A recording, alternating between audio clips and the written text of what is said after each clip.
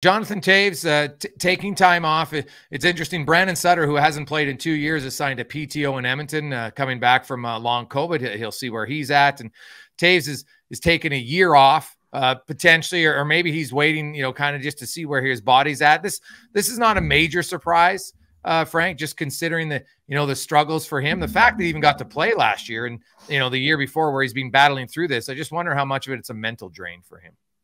Yeah, I think it's actually more physical than anything. I think he really wants to get a chance to heal. And the truth is, I just don't know if he ever will, yes, to the point that he can live a normal life, but no, to the point of potentially no, to get to the point of competing at the highest level in professional sports. It's been a grind. Not only has it been exhausting for him and he tires more quickly, but certain things, I remember him saying at some point last year when he again took some time off around the trade deadline because he couldn't do it. He was saying he was having a hard time getting out of bed in the morning. Yeah. I mean, long COVID's no joke, man. We can, I think anyone can relate to hearing that. And it's one thing to just get out of bed and, not making light of it, but sit at a desk or do something else. To go record a podcast. Yeah, record a podcast, write a story. It's another thing to go and exert yourself in the way that these guys do. And I actually give him a lot of credit for being able to work his way back through what he was feeling. I think it's complex. I think it's not easy.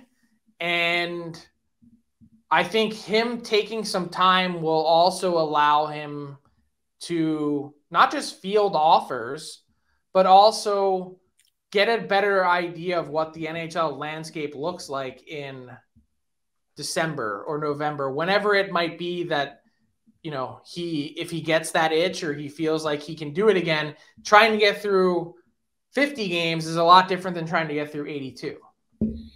Well, and the other thing, Frank, potentially here this season leading up to the trade deadline, and it might be earlier in the case of Patrick Kane, is you're going to have teams who are competing for playoffs and teams that think they're cup contenders who could be able to add a really good player without giving up anything off their roster. Now, maybe in some case they'll have to shed some salary cap, so I guess there's that argument to it, but we talked about Buffalo. They definitely wouldn't have to. And it's kind of a unique position. And if Jonathan Toews is physically feeling better, a team, because lots of teams are always looking for, that guy to help us in our bottom six, win a solid, kill a penalty, win a key face-off. Yeah. He's won cups. I think he has a little bit of experience come postseason time. It's kind of unique because that's rarely a situation for teams where you can look and, you don't have to give up anything. Like the Oilers a few years ago with Evander Kane. It made a huge difference for their team. Huge difference for them to get to the conference final because of what Kane did, and they gave up nothing for him. So it's kind of enticing. And, if you're Patrick Kane, I'm sure a lot of teams will be calling when he's healthy, but he'll take his time. And if I was Kane, why rush back in January if you want to wait that extra month and be sure you're 100% in February? That's less wear and tear. He'll probably be fresher come playoff time. That'd be a huge addition for any team. Yeah, no doubt. I just think both those guys, and it's kind of interesting that they're both two entirely different health situations, right? There's lots of question marks about Toews, and I think there are, if you're being honest, in the conversations that I had with teams leading up to the deadline, even they had some questions then as to whether, can he compete? Can he get to anywhere close to the level that he once was at with the health issue? With Kane, it's like, this guy is a superstar still. He's just being held back by the hip. Now he's gotten that fixed and the progress looks amazing.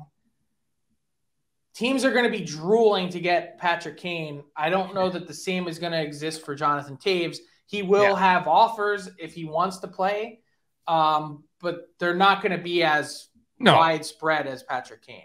No, but the value of the importance of him, I always go back to the Michael Handzus trade deadline for Chicago.